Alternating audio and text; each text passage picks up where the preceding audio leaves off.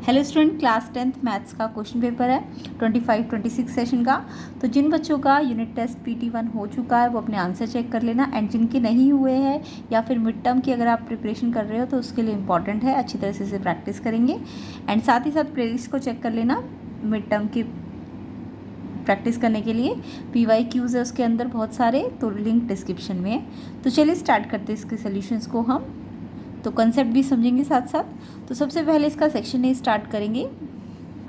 First question है the least number that is divisible by all the number from 1 to 10 both inclusive. Inclusive का मतलब 1 भी include करना और 10 भी, ठीक है, दोनों इंक्लूसिव है, यानी 1 भी लोगे और 10 भी लोगे और उसके अंदर बीच के जितने भी नंबर हैं वो सारे।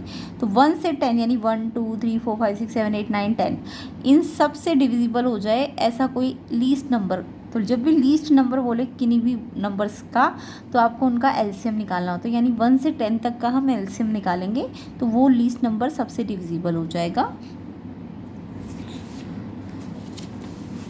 तो यहाँ पे 1 से 2 3 4 5 6 7 8 9 10, ठीक है, ये सारे नंबर्स का हम एलसीएम निकालेंगे।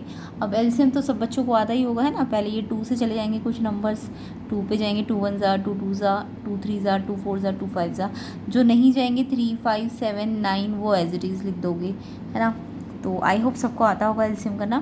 फिर 3 पे चला गया, जो नहीं आते 3 पे वो एज इट इज़ लिख देना, जो आते हैं 3 पे ये और ये 9 3 पे आता है ना, तो फिर से 2 पे गया है। तो ऐसे करके मैंने इसका एलसीएम ले लिया है। एलसीएम आई होप सबको आता होगा। देन इनके जो भी ये प्राइम फैक्टर्स आए हैं, ये सारे प्राइम फैक्टर्स जो है ना, इन सब का हमें मल्टीप्लाई कर लेना होता है। तो ये 2 3 6 2 2 ज़ा 4 2 ज़ा 8 और 3 5 ज़ा 15 एंड 3 7 ज़ा 21, इनका मल्टीप्लाई कर दो तो ये 2520 आएगा। इनका एलसीएम लिया हमने तो कितना आया 2520, ठीक है। तो 2520 का आपको ये ही एलसीएम है इन सारे नंबर्स का, तो इट मीन्स ये आपका आंसर है। तो आंसर देखो कौन सा ऑप्शन में आ जाएगा।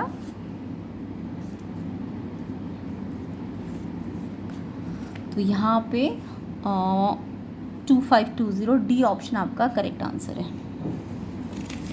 तो फर्स्ट क्वेश्चन का आंसर आपका 2520 डी ऑप्शन करेक्ट है। ओके, नेक्स्ट क्वेश्चन पे आते हैं। Second question, if one of the zero of the quadratic polynomial given है आपको और बोला है कि इसका जो जीरो है वो कितना है, इज -3। इज -3 का मतलब ये जो -3 है ये जीरो है, ठीक है, इस क्वाड्रेटिक पॉलिनोमियल का। देन आप के फाइंड करना है, इसके अंदर के है ना, तो इसको आपको फाइंड करना है। तो यहाँ पे पहले ये क्वाड्रेटिक पॉलिनोमियल हमने लिख दिया, ठीक है, k -1 x² kx + 1। अब इसमें -3 अगर जीरो है तो यानी x की वैल्यू कितनी पुट करेंगे हम, -3 जीरो बोला है ना, तो x की वैल्यू -3 रखेंगे इसमें, इस पॉलिनोमियल के अंदर, यानी x भी x है ना अगर ये पॉलिनोमियल, तो x की जगह हमें -3 पुट करना है पूरे पॉलिनोमियल में। तो k -1 as it is, x की जगह -3, इस पर स्क्वायर है तो स्क्वायर लगा दिया, k as it is x की जगह -3 + 1। एंड अगर x -3 जीरो है तो ये पूरे पॉलिनोमियल को किसके बराबर करेगा, जीरो के बराबर करेगा, ठीक है। अब इसमें स्क्वायर को खोलो, पहले 3 का स्क्वायर करोगे 9, और नेगेटिव का स्क्वायर होता है तो वो पॉजिटिव में मिलता है। -3 को आप 2 बार मल्टीप्लाई करोगे तो मिलेगा तो कितना 9, लेकिन -2 बार है तो प्लस बन जाएगा, है ना। अगर मल्टीप्लाई में 2 माइनस होंगे तो प्लस का साइन। तो 3 का स्क्वायर 9 और फिर 9 इससे मल्टीप्लाई होगा, फिर 3 को k से मल्टीप्लाई करोगे 3 के, इसमें एक नेगेटिव है, मल्टीप्लाई में एक नेगेटिव है लगेगा, प्लस का 1 = 0। साइन बहुत मैटर करते हैं, नहीं तो आंसर गलत हो जाएगा। अब 9 का मतलब ये इससे ब्रैकेट है ना, तो ये 9 इससे भी मल्टीप्लाई होगा और इससे भी, तो 9 k से मल्टीप्लाई होगा 9 के, 9 1 से मल्टीप्लाई होगा 9, एंड ये प्लस और ये माइनस, अगर मल्टीप्लाई में एक माइनस है तो लग जाता है, ये एज इट इज़ = 0। अब देखो k वाले 2 टर्म्स है ना, 9k और 3k, 9k - 3k 6k, 9k और 3k माइनस हो सकते हैं, तो ये 6k आ गए, और जो नंबर बड़ा है ये बड़ा है तो प्लस का साइन। एंड ऐसे ये नंबर है, ये -9 और +1 नंबर्स इधर भेज दो, ये प्लस का हो जाएगा और इधर जाके ये माइनस का हो जाएगा।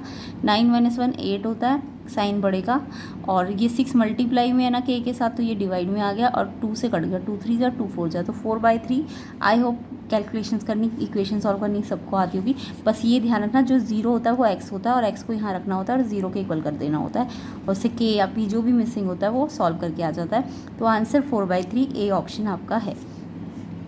तो आई होप सबको समझ भी आ गया होगा ये क्वेश्चन। तो इसका आंसर 4/3 ए ऑप्शन आंसर हो जाएगा। नेक्स्ट थर्ड क्वेश्चन देखो, if pair of linear equation consistent है तो लाइंस कैसी होंगी। तो जब भी कंसिस्टेंट होता है ना पेयर ऑफ लीनियर इक्वेशन, तो लाइन आपकी इंटरसेक्टिंग भी हो सकती है और कोइंसिडेंट, दोनों टाइप हो सकती है। कंसिस्टेंट में दो केस बनते हैं, एक तो इंटरसेक्टिंग का और एक कोइंसिडेंट का, ठीक है। तो कंसिस्टेंट का मतलब या तो यूनिक सोल्यूशन हो, कंसिस्टेंट का मतलब या तो एक ही सोल्यूशन हो या फिर मैनी सोल्यूशन हो, ठीक है। कंसिस्टेंट यूनिक सोल्यूशन में भी होता है और मैनी सोल्यूशन में भी होता है। तो यूनिक का मतलब इंटरसेक्टिंग लाइंस होंगी और मैनी सोल्यूशन का मतलब कोइंसिडेंट। तो कंसिस्टेंट में इंटरसेक्टिंग और कोइंसिडेंट, और अगर इनकंसिस्टेंट है तो सिर्फ पैरेलल लाइन होती है, ठीक है, यानी नो सोल्यूशन। इनकंसिस्टेंट मतलब नो सोल्यूशन, तो पैरेलल लाइन होगी। अभी फिलहाल कंसिस्टेंट है तो इंटरसेक्टिंग भी हो सकती है, कोइंसिडेंट भी हो सकती है। तो सी ऑप्शन आपका आंसर है क्वेश्चन 3 का।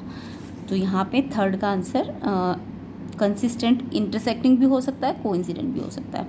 नेक्स्ट देखो fourth, the pair of equation ax + 2y = 7 and 3x + by = 16 parallel lines है। तो आपको ये दो पेयर मतलब एक पेयर दिया हुआ है लाइन का और आपको बोला है पैरेलल लाइन्स है। तो पैरेलल लाइन की कंडीशन लगा दीजिए। तो यहाँ पे मेरे पास दो इक्वेशन है, ये फर्स्ट एंड ये सेकंड। पैरेलल लाइन की कंडीशन क्या होती है, पैरेलल लाइन का मतलब इनकंसिस्टेंट होता है। अभी बताया मैंने, पैरेलल लाइन क्या होती है, इनकंसिस्टेंट या नॉट कंसिस्टेंट, है ना। तो पैरेलल लाइन का मतलब नो सोल्यूशन होता है, नो सोल्यूशन। तो कुछ भी बोले अगर क्वेश्चन में नो सोल्यूशन, पैरेलल लाइन या इनकंसिस्टेंट, नॉट कंसिस्टेंट को इनकंसिस्टेंट कर देते हैं। तो आपको ये वाला कंडीशन दिया हो या नो सोल्यूशन का या इनकंसिस्टेंट का, तो आपको ये वाला लगा देना है कंडीशन कि A1 A2 का रेशो B1 B2 के इक्वल हो बट C1 C2 के नॉट इक्वल हो, ठीक है। अब ये A1 A2 क्या होता है, जो x के कोफिशिएंट है, x के कोफिशिएंट देखो x नीचे दोनों में x के लेने, इसमें भी x का लेना है और इसका भी x का लेना है। x मत लेना, बस x के कोफिशिएंट्स लेने। 9 ये a है ना, a/3। सेम ऐसी B1 B2 क्या होता है, जो y के कोफिशिएंट्स होते हैं। तो ये 2 है और इसका b है, तो y मत लेना, बस कोफिशिएंट्स लेने। अच्छा साइन अगर यहाँ माइनस होता तो माइनस साइन भी लिया करो। अभी तो दोनों प्लस के, तो 2/b है ना। C1 C2 क्या होते हैं, जो कांस्टेंट्स होते हैं। अब कांस्टेंट में ध्यान रखना, या तो दोनों राइट साइड पे हो या दोनों लेफ्ट पे हो, ठीक है। अगर एक लेफ्ट और एक राइट पे होगा तो आपको पहले दोनों को या तो राइट पे ले जाना है या दोनों को लेफ्ट पे लाना है, तभी आप C1 C2 पुट करना। तो यहाँ पे दोनों ही राइट साइड पे थे, तो 7/16 यहाँ नॉट इक्वल है, तो इक्वल की कंडीशन पे ले जाओ, क्योंकि हमें तो इक्वल से निकालना है ना। तो इक्वल से हम क्रॉस मल्टीप्लाई कर देंगे, a × b, एक तो b से मल्टीप्लाई हो गया, ab हो गया, और 3 2 से मल्टीप्लाई होकर यहाँ लिख देंगे। तो ab = 6, यानी कि अगर पैरेलल लाइन है तो ये वाली कंडीशन बन रही है, ab की वैल्यू 6। ऑप्शन डी इसका आंसर है, ठीक है। तो यहाँ पे AB = 6 आपका डी ऑप्शन करेक्ट हो जाएगा। नेक्स्ट देखो एजर्शन रीजन वाले क्वेश्चन है, इसमें 4 स्टेटमेंट है, सबको पता है। तो आपको फर्स्ट बोला assertion positive root of root 3x² + 6 = 9 is 5, यानी इन्होंने रूट आपको दे दिया 5 आना चाहिए पॉजिटिव रूट, यानी क्वाड्रेटिक है ना इक्वेशन तो आपकी, तो आपको इसे सॉल्व करना है। इसके 2 रूट आएंगे, या तो पॉजिटिव और एक नेगेटिव, तो आपको जस्ट पॉजिटिव रूट बोला है और आंसर आपको दे रखा है 5, बट आपको निकाल के देखना है। पॉजिटिव रूट इज़ 5, यानी ये रूट दिया हुआ है और इसको सॉल्व करना है इस इक्वेशन को आपको। तो यहाँ पे जब रूट वाली इक्वेशन हो तो कैसे सॉल्व करना होता है, ये लेफ्ट साइड है, ये राइट की क्वाड्रेटिक दिख रही है ना आपको। तो पहले तो आप इसका रूट हटाओ, ये पूरे पे रूट लगा हुआ है, तो आप रूट अगर हटाना चाहते हैं तो दोनों साइड स्क्वायरिंग कर दोगे, तो स्क्वायरिंग बोथ साइड। तो जब रूट पे स्क्वायरिंग होती है ना तो रूट हट जाता है, सबको पता है ना, रूट पे जब भी स्क्वायर लगता है तो रूट हट जाता है। यहाँ से रूट हटेगा बट स्क्वायर यहाँ पे लग जाएगा, यहाँ से रूट हट के यहाँ पे स्क्वायर लग जाएगा, यानी मैंने स्क्वायरिंग किया तो इस पे से तो रूट हटेगा और इस पे स्क्वायर लगेगा। तो 9 का स्क्वायर कितना होता है 81, 9 का स्क्वायर मतलब 9 × 9 है ना। 9 स्क्वायर का मतलब क्या होगा, 9 को 9 से मल्टीप्लाई करोगे तो 81 आएगा। अब आपको क्वाड्रेटिक में क्या करना होता है, ये क्वाड्रेटिक है ना, तो x² जब भी वो क्वाड्रेटिक है तो ये नंबर भी इधर लेके आओ, सारे नंबर्स को एक साइड करते हैं। तो ये प्लस का 81 है, इधर आके -81 हो गया। अब ये प्लस माइनस साइन बढ़ेगा। अब ये क्वाड्रेटिक को कैसे सॉल्व करोगे, दो वाला जो टर्म वाला क्वाड्रेटिक होता है इसे मिडिल स्प्लिट नहीं करते, इसको हम आइडेंटिटी से सॉल्व करते हैं। तो पहले तो 3 कॉमन ले लो, अब अंदर इसमें से x² बचा, इसमें से 25 बचा, = 0। अब ये आपको पता है ये 3 तो यहाँ मल्टीप्लाई हो रहा था, उधर जाके 0 से डिवाइड होकर 0 बन जाएगा, तो इसको सॉल्व करना है। x² - 25 0। अब ये आइडेंटिटी बन रही है a² - b का, ये 5 का स्क्वायर होता है ना, तो ये a + b a - b, ठीक है, यानी कि 25 को 5 का स्क्वायर लिख सकते हो, तो a + b यानी b आपका 5 बन जाएगा, एक्स स्क्वायर 25 को क्या लिख सकते हो 5 का स्क्वायर, तो ये ए है और ये बी है जो अंदर है, तो एक बार प्लस एक बार माइनस इक्वल टू 0। एक बार x प्लस 5 जीरो है तो x की वैल्यू -5 आएगी और यहाँ से +5 आएगी, यानी आंसर +-5 दोनों आएंगी, प्लस का 5 भी आएगा और माइनस का भी। तो आपको तो पॉजिटिव वाला पूछा है ना, तो प्लस का 5 है, यस बिल्कुल ठीक है। एजर्शन में ये भी तो ये बोला था कि इसका पॉजिटिव रूट 5 है, यस बिल्कुल ठीक है एजर्शन आपका। अब रीज़न देखो, रीज़न आपको बोला है x की वैल्यू अगर 2/3 है, x की वैल्यू -3 है, ये 2x की वैल्यू दे दी और बोल दिया ये रूट है इस क्वाड्रेटिक इक्वेशन के। अब ये क्वाड्रेटिक इक्वेशन में कुछ मिसिंग भी है, ax स्क्वायर 7x + b। तो अगर आपको ये दोनों रूट दिए है तो ये अल्फ़ा और ये बीटा है ना, क्वाड्रेटिक इक्वेशन में 2 रूट अगर दिए तो एक अल्फ़ा होता है एक बीटा। अब आप अगर ये मिसिंग निकालना चाहते हो तो आप अल्फ़ा + बीटा और अल्फ़ा बीटा करके निकाल लो। तो कैसे निकालोगे, तो यहाँ पे मेरे को अल्फ़ा एक रूट 2/3 दिया और बीटा एक रूट -3 दिया है ना। अब मैंने क्या करा, क्योंकि मुझे क्वाड्रेटिक इक्वेशन कुछ मिसिंग फॉर्म में दी है, तो मैंने क्या करा, इसके अल्फ़ा + बीटा क्या होता है, अल्फ़ा + बीटा -b/a है ना। अल्फ़ा + बीटा क्या होता है -b/a, और अल्फ़ा + बीटा, अल्फ़ा और बीटा आपको गिवन है क्वेश्चन में, तो आप इनको प्लस कर लो। अब ये प्लस करोगे तो ये तो माइनस का है, तो ये तो माइनस ही है, वैसे कर प्लस रहे है बट ये माइनस का है तो इसलिए माइनस हो गया। और इसका फ्रैक्शन है तो एलसीएम ले लिया, 3 और 1 का एलसीएम 3, 3 और 1 का एलसीएम 3 तो यहाँ मल्टीप्लाई हो गया 9 एंड 1 यहाँ मल्टीप्लाई हो गया 2। अब प्लस माइनस माइनस साइन बढ़ेगा माइनस का, अपॉन में 3, माइनस से आप चाहो तो ये माइनस कट जाएगा, ठीक है। सेम ऐसी अल्फ़ा इंटू बीटा कर दो, प्रोडक्ट कर दो, c/a होता है, ये सबको पता है। तो अल्फ़ा की वैल्यू कितनी दी है क्वेश्चन में 2/3 और ये बीटा दिया -3, इनको मल्टीप्लाई किया 3 से 3 कट गया, 2 1 ज़ा 2, 2 किसका है माइनस, ये माइनस का है ना, तो माइनस का 2 अपॉन में नीचे 1 है। अब ये आ गया आपका c/a। अब लेकिन यहाँ पे जो b/a में a है वो 3 है, जबकि इसका c/a में जो a आया 1 आया, तो हमने इसको भी 3 बनाना है अगर, तो इसको ऊपर नीचे 3 से मल्टीप्लाई कर दिया, ठीक है। तो इससे a कितना आ गया, a तो आपका दोनों में 3 आ गया है ना, यहाँ भी 3 आ गया और यहाँ भी 3 आ गया, ठीक है। b कितना है, b देखो यहाँ से 7 है ना, और c कितना है, c देखो 3 2 = 6, माइनस का 6 है। तो इससे मेरी क्वाड्रेटिक इक्वेशन बन गई, क्योंकि ए बी सी है ना, तो क्वाड्रेटिक इक्वेशन कैसी होती है, ax स्क्वायर bx + c। तो a की जगह 3 रख दिया, b की जगह 7 रख दिया और प्लस का c कितना है -6, तो ये आपकी क्वाड्रेटिक बन गई। तो जब भी आपको 2 रूट दिए होते हैं तो आप क्वाड्रेटिक ऐसे ही बनाते हो ना, 2 रूट का मतलब अल्फ़ा और बीटा, उनका सम से -b/a आ जाता है, उनके प्रोडक्ट से c/a आ जाता है और फिर a b c निकाल लेते हैं तो उससे क्वाड्रेटिक आ जाता है ना। अब आपको ये जो है ना आई है, यानी कि वो जो आपको गिवन थी उसके इक्वल होनी चाहिए, तो इसे कंपेयर कर लो, इसके एक्स स्क्वायर के साथ a है, तो यानी एक्स स्क्वायर के साथ एक यहाँ कितना है 3, तो एक 3 हो गया है ना, a की वैल्यू 3 एंड यहाँ पे b कांस्टेंट था, यहाँ पे कांस्टेंट कितना है 6 नहीं है -6 है, तो यानी इसका b जो है वो -6 हो जाएगा। तो ये आपका a और b आ जाएगा 3 और -6। अब आपको रीज़न में जो बोला है ना कि जो भी ये इसके a एंड b की वैल्यू 3 और -6 है, यस बिल्कुल ठीक दी है, a की वैल्यू 3 है और b की वैल्यू -6 है, तो रीज़न भी आपका ठीक है, बट स्टेटमेंट वाइज तो दोनों ठीक है, बट रीज़न का इस एजर्शन से कोई लेना देना नहीं है, एजर्शन को थोड़ी ना एक्सप्लेन कर रहा है ये, जस्ट स्टेटमेंट वाइज ट्रू है, हमने निकाल के भी देखे आंसर तो ट्रू आ रहे हैं, तो जस्ट दोनों ट्रू है बट एक्सप्लेनेशन वाइज ठीक नहीं है, बी ऑप्शन आंसर हो जाएगा।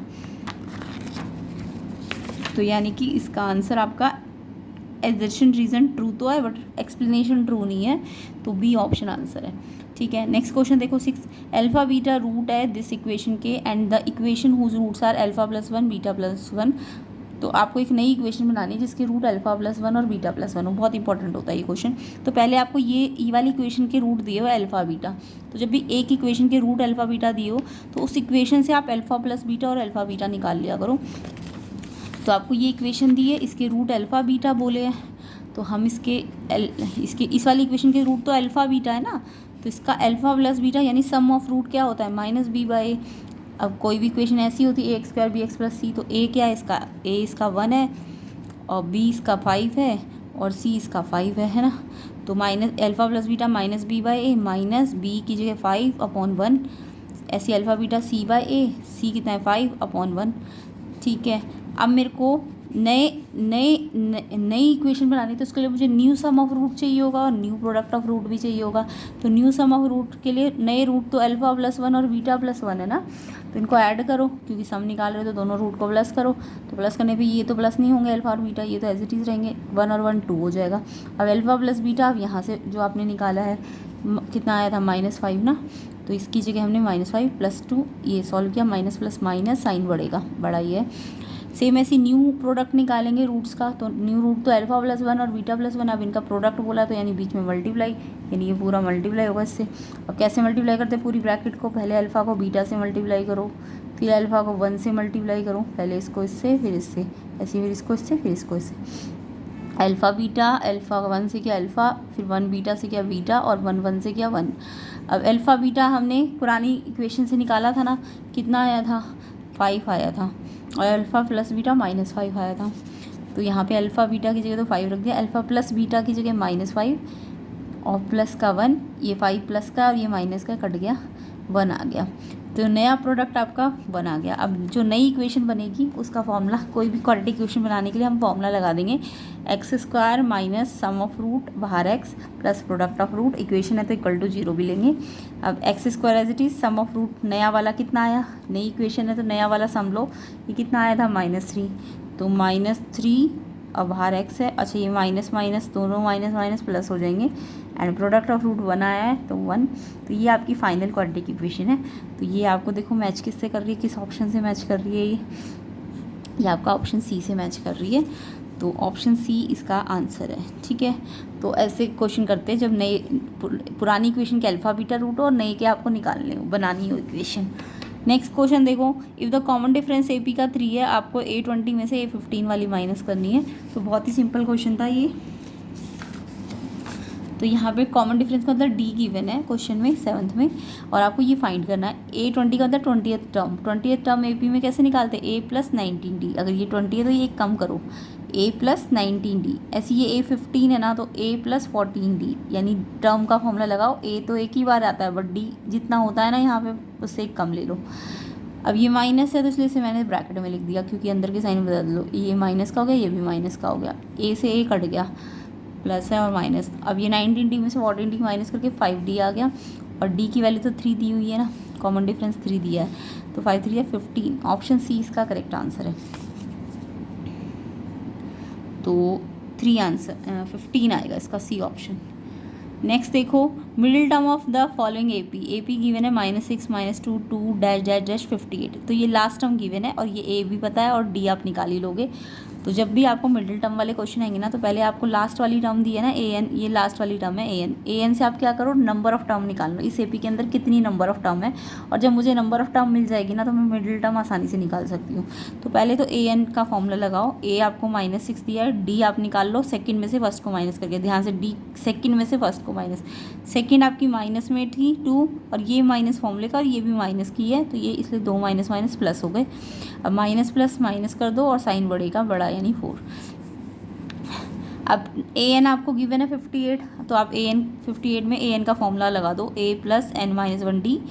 तो इससे n कैसे निकालते हैं, पहले A की वैल्यू पुट करो, D की वैल्यू पुट करो। अब n निकालने के लिए पहले आपको A को यहाँ प्लस है या माइनस है तो उल्टा वहाँ ले जाके, अगर यहाँ माइनस है तो वहाँ प्लस करना, और फिर अगर ये प्लस होता तो माइनस करते, यानी पहले A को लेके जाना इस साइड, फिर D तो मल्टीप्लाई में है तो यहाँ आके डिवाइड में आ गया, पहले प्लस कर लेना और फिर डिवाइड कर देना, और फिर लास्ट में -1 है तो +1 कर देना। यानी सबसे पहले आपको n निकालना है अगर, तो मैंने पहले भी बताया आपको, पहले A को प्लस माइनस करो दूसरी साइड ले जाके, फिर D को डिवाइड करो यानी और रेसिप्रोकल में ले जाओ, और फिर लास्ट में +1 किया करो। ये n निकालने का तरीका होता है। तो n 17 आ गया। अब मेरे को n पता चल गया इस AP के अंदर टोटल टर्म्स कितनी है। अगर टोटल टर्म 17 है तो इसका मतलब मिडिल टर्म आपको पता होनी चाहिए 17, यानी 17 मतलब 8 लेफ्ट में होगी, 8 राइट में होंगी और बीच में 9th नंबर वाली होगी, है ना। या फिर आपको एक तरीका पता है मिडिल टर्म निकालने के लिए, हम क्या कर सकते हैं, n17 है ना, तो ये आपने 9th में भी करा होगा। अगर n17 का टोटल टर्म 17 ऑड टर्म्स है, तो अगर ऑड टर्म्स है तो मिडिल टर्म या मीडियन के लिए कौन सा टर्म निकालने का फॉर्मूला होता है, n+1/2। जब भी ऑड होते हैं ना, ये आप 7th 8th में भी पढ़ चुके होंगे, जब भी ऑड टर्म हो तो मिडिल टर्म निकालने के लिए ये वाला फॉर्मूला लगता है n+1/2। तो n कितना है 17 एक प्लस किया 2 से डिवाइड किया 18/2 9th। वैसे भी हम पता कर सकते थे, बट मिडिल टर्म के लिए ये फॉर्मूला लगा देना। अगर ये इवन होता, मान लो 18 होता है, n कितना आता है 18, तो आप फिर क्या करते, इवन के लिए क्या फॉर्मूला लगाते, n/2 टर्म, एक तो n/2 निकालते और एक n/2 में एक एक्स्ट्रा, यानी आपको 2 टर्म निकालनी पड़ती। 18 का आधा करो 9th टर्म भी निकालनी पड़ती है आपको, और 10th टर्म भी निकालनी पड़ती। कब, जब ये इवन होता। ठीक है, अभी ऑड है तो इसलिए जस्ट इस फॉर्मूले से मैंने निकाल दी। कौन सी टर्म निकालनी है क्वेश्चन में, 9th टर्म। ठीक है, मिडिल टर्म का मतलब समझ गए, पहले n निकालना और फिर ऑड इवन के हिसाब से देखना। ऑड है तो एक ही निकालनी है, इवन है तो 2 निकालनी है। तो इसमें 17 टर्म है अगर, तो बीच वाली नंबर पे कौन सी टर्म आएगी, 9th टर्म। और फिर 9th टर्म आपको फाइंड करनी है। मिडिल टर्म इसी को तो कहेंगे 9th टर्म को, तो मिडिल टर्म कौन सी है, 9th टर्म। तो मिडिल टर्म आपकी 9th टर्म है, a9 का फॉर्मूला लगा दो, a + 8d। 9 है तो 8d आएगा ना, a कितना था -6, 8d हमने निकाला था 4, 8 4 जब 32, पहले मल्टीप्लाई करना फिर -6, माइनस प्लस माइनस साइन बढ़ेगा। डी ऑप्शन आंसर है। तो 26 इसका मिडिल टर्म आ जाएगा, डी ऑप्शन करेक्ट आंसर है। आई होप सबको समझ आ गया होगा। मिडिल टर्म बहुत इंपॉर्टेंट है, अच्छी तरह से प्रैक्टिस ज़रूर करना। मिड टर्म के लिए भी बहुत इंपॉर्टेंट है, अच्छी तरह से प्रैक्टिस कर लेना। प्लेलिस्ट भी बनी हुई है, उसको भी अच्छी तरह से प्रैक्टिस करना, लिंक डिस्क्रिप्शन में है।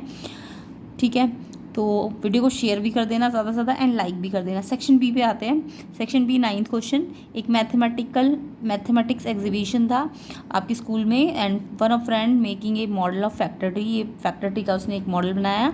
अब मॉडल को इन्होंने अलग से दिखा भी दिया, तो आंसर देना है इन सब का। अब इस फैक्टर ट्री में ना कुछ मिसिंग भी है, x y z, ये आपको फाइंड करने हैं। तो ये फैक्टर ट्री मैंने यहाँ बना लिया है। तो देखो ये x, ये जो ऊपर वाला होता है ये यहाँ स्प्लिट हो गया ना इन दोनों में, यानी ये ऊपर वाला कैसे निकलेगा, जब इन दोनों को मल्टीप्लाई करोगे। ऐसे ये वाला ऊपर वाला इन दो में स्प्लिट हुआ है, तो ये कैसे निकलेगा, जब इन दोनों को मल्टीप्लाई करोगे। ऐसे ये ऊपर वाला 2 में स्प्लिट हुआ है, तो ये कैसे निकलेगा, जब इन दोनों को मल्टीप्लाई करोगे। ठीक है, तो x निकालना है, तो ये 2 में स्प्लिट हुआ है, तो इन दोनों को मल्टीप्लाई करके निकलेगा। तो x निकालने के लिए 5 × 2 7 8 3 कितना आ गया, 13915। अब y निकालना है, तो y के लिए तो y तो किसी में स्प्लिट नहीं हुआ ना, तो y किससे निकलेगा, इससे। ये इन 2 में स्प्लिट हुआ है, तो ये बराबर है इनके मल्टीप्लाई के। तो 2783 बराबर y × 253। ठीक है, अब y निकालना है, तो ये 253 को डिवाइड में ले जाओ, फिर ये 11 पे कटेगा और फिर डायरेक्ट 23 पे भी कट जाएगा, तो y की वैल्यू 11 आ जाएगी। इसके बाद z, अब z निकालना है, तो z तो किसी में स्प्लिट नहीं हुआ, तो z किससे आया, इससे। तो ये बराबर है इसके मल्टीप्लाई करके।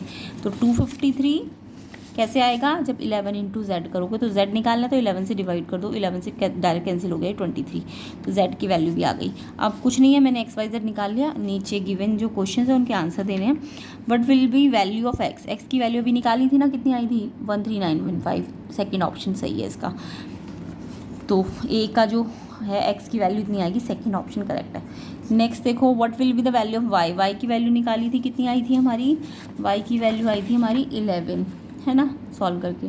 तो y की वैल्यू 11 आपका थर्ड ऑप्शन में आ जाएगा, b का आंसर थर्ड ऑप्शन 11 आ जाएगा, यानी y आपका 11 आ गया। और z आपका निकाला था मैंने 23, तो थर्ड ऑप्शन में c वाला जो क्वेश्चन पार्ट है उसमें सेकंड ऑप्शन z = 23, तो यहाँ पे सेकंड ऑप्शन करेक्ट है। According to fundamental theorem of arithmetics 13915 कैसा है, कंपोजिट है, प्राइम है, नाइदर प्राइम नॉर कंपोजिट है, इवन है। तो 1395, ये 1395 कैसे आया था, जब मैंने इन 2 नंबर्स को मल्टीप्लाई किया था, है ना, तभी तो ये x हमारा कितना आया था 1395।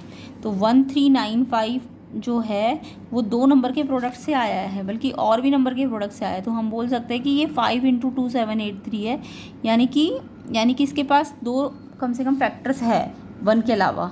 तो जब भी कोई number a × b prime 2 prime number के प्रोडक्ट के फॉर्म में लिखा जाएगा, तो वो कैसा होता है, कंपोजिट होता है। तो यस, इसके 2 फैक्टर थे ना 1 के को छोड़ के, तो जब भी 2 नंबर प्राइम नंबर के मल्टीप्लाई, बल्कि ये प्राइम भी नहीं, इसके भी और भी फैक्टर हो सकते हैं, बल्कि ये इसके और फर्दर फैक्टर होगा तो सी डी, कम से कम 2 तो फैक्टर होने चाहिए प्राइम, ठीक है। तो ये कंपोजिट होता है, यस डी का आंसर फर्स्ट है। ओके नेक्स्ट देखो 10, एन आसन is a body posture originally still a general term. तो ये आसन कर रही है, अब इसमें बोला है कि ये क्वाड्रेटिक पॉलिनोमियल को रिप्रेजेंट कर रहा है इसका एक ये आसन। तो ये कैसा है, ये देखो ये कैसा है, ये यू शेप बना रही है ना, यू शेप। तो यू शेप कौन सा पॉलिनोमियल होता है, वो क्वाड्रेटिक होता है ना, क्वाड्रेटिक पॉलिनोमियल। और इसको हम पैराबोला कहते हैं, इस यू शेप को हम पैराबोला कहते हैं, ठीक है। तो सबसे पहले तो द शेप ऑफ पोज पूछी है, तो ये यू शेप है, चाहे ये उल्टा यू है तो यू शेप तो है ना, तो यू शेप को क्या बोलते हैं, पैराबोला। तो फोर्थ क्वाड्रेटिक पॉलिनोमियल का मतलब भी हमें पता चल गया पैराबोला है ना, B option, sorry fourth answer ठीक है इसका। नेक्स्ट देखो in the graph how many zero are there for polynomial. तो ये यू शेप का ग्राफ है, ये भी पैराबोला ही है। अब इसमें ये कितने एक्स एक्सिस को देखो कितने पॉइंट पे काट रहा है, जितने पॉइंट पे काट रहा होगा उतने ही नंबर ऑफ जीरो होते हैं। हाउ मेनी जीरो का मतलब ये कितने पॉइंट पे काट रहा है, 1 2 जगह पे काट रहा है ना एक्स एक्सिस को। तो अगर कोई भी ग्राफ क्वाड्रेटिक वाला एक्स को 2 जगहों पे काटेगा तो इसके नंबर ऑफ जीरो कितने होंगे, 2 होंगे। तो नंबर ऑफ जीरो कितने हैं, 2, ऐसे काउंट कर लो 1 2, 2 जगह पे काट रहा है तो 2 है, ठीक है। अगर नंबर ऑफ जीरो की जगह जीरो पूछते, हाउ मेनी जीरो की जगह जस्ट जीरो पूछते तो आप आंसर देते -2 और 4, ठीक है। तब आप आंसर जीरोस वाले देते, जीरोस क्या क्या है इसके -2 और 4। बट हाउ मेनी पूछे तो कितनी जगह पे काट रहा है, तो 2 जगहों पे काट रहा है, थर्ड का आंसर 2 है। द 2 जीरोज इन द, अब यहाँ जीरो पूछ रही है तो 2 जीरो कौन कौन से, एक -2 है एक 4 है, तो -2 4 यानी सेकेंड ऑप्शन। उसके बाद जीरोज ऑफ दिस क्वाड्रेटिक, इस क्वाड्रेटिक को मिडिल स्प्लिट करके सॉल्व करना है और जीरोज यानी एक्स निकालना है। तो एक्स निकालने का मतलब कैसे करते हैं इसको, ये क्वाड्रेटिक है ना, एक्स स्क्वायर एक्स फिर कांस्टेंट, तो इसको मिडिल स्प्लिट करेंगे, इस नंबर को इससे पहले मल्टीप्लाई कर लो। मिडिल स्प्लिट में क्या करते हैं, एक्स स्क्वायर वाले नंबर को और इस नंबर को मल्टीप्लाई करते हैं। तो 4 2 ज़ा 8 और √3 3, 4 2 ज़ा 8 होता है और √3 3 होता है, आपस में मल्टीप्लाई करोगे 24, यानी 24 यानी 8 3 ज़ा, तो 8 और 3 को प्लस माइनस करोगे तो 5 आ गया ना, तो यानी इस 5x को स्प्लिट कर दिया 8x और 3x में, क्योंकि इसके फैक्टर भी 8 और 3 बन रहे थे ना 24 के, और ये ऐसे स्प्लिट हुआ कि 5 आ गया। तो प्लस का 5 है तो प्लस का 8 माइनस का 3। अब इन दोनों में से कॉमन ले लो, 4 और 8 में से 4 कॉमन है, x भी एक दोनों में है, अंदर इसमें से 4 तो बाहर है, x भी बाहर है, √3 बचा और एक x बचा। इसमें से क्या बचा, 4 से 8 कटा 2 पे, x से x भी कट गया तो 2 बचा। फिर इन दोनों में से क्या कॉमन है, 3 और √3, 3 और √3 में, √3 दोनों में है ना, 3 का मतलब √3 स्क्वायर होता है ना, 3 का मतलब क्या होता है, √3 2 बार, तो एक √3 दोनों में है, इसमें से एक √3 अंदर बचेगा, x भी बचेगा, और √3 बाहर है अगर तो 2 बचेगा। अब देखो इसके बाहर माइनस था ना, तो ये अंदर वाला साइन ये माइनस की जगह कैसा हो जाएगा, प्लस हो जाएगा। अगर बाहर माइनस है तो ये माइनस वाला प्लस हो जाएगा। अब ये सेम ब्रैकेट हो गई, तो एक तो ये ब्रैकेट 0 के बराबर करेंगे और एक ये 0 के बराबर करेंगे। तो एक तो ये ब्रैकेट और एक 4x माइनस √3, ये 0 के बराबर, एक बार इसको 0 के बराबर कर दो, एक बार इसको 0 के बराबर कर दो। x निकालना है तो पहले +2 यहाँ जाके -2 होगा, फिर √3 मल्टीप्लाई से डिवाइड हो जाएगा।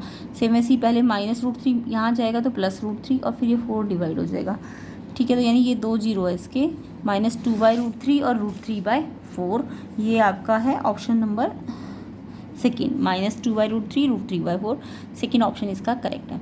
तो आई होप सबको ये क्वेश्चन समझ आ गए होंगे। इसके नेक्स्ट पार्ट में हम बचे हुए क्वेश्चंस कर लेंगे 11 12, ठीक है। एपी में से है ये क्वेश्चन, और ये क्वेश्चन आपके लीनियर में से, क्वाड्रेटिक में से ही है। 11th और 12th आपका एपी में से है, ठीक है, और ये लीनियर में से है। तो इनको हम नेक्स्ट पार्ट में कवर करेंगे, जिसके लिए आपको वीडियो को ज़्यादा से ज़्यादा शेयर करना है। सेक्शन सी और डी को भी हम नेक्स्ट पार्ट में कवर करेंगे, तो आप वीडियो को ज़्यादा से ज़्यादा शेयर कीजिए, लाइक कीजिए। डिटेल कंसेप्ट के लिए आप प्लेलिस्ट को चेक कर सकते हैं, प्लेलिस्ट देख लेना, 4 to 5 क्वेश्चन पेपर उसमें से कर लोगे तो आप किसी भी तरीके का क्वेश्चन पेपर आए, कैसे भी मॉडरेट लेवल हार्ड लेवल आप ट्राई कर सकोगे। तो आई होप सबको समझ भी आ रहा होगा। तो प्लेलिस्ट को ज़रूर चेक कर लेना, एंड इसका जो नेक्स्ट पार्ट बनेगा उसका लिंक भी मैं डिस्क्रिप्शन में डाल दूँगी, तो उसे भी आप चेक कर लेना। वीडियो को शेयर कीजिए, लाइक कीजिए, एंड चैनल में नए हो तो चैनल को सब्सक्राइब ज़रूर कर लेना।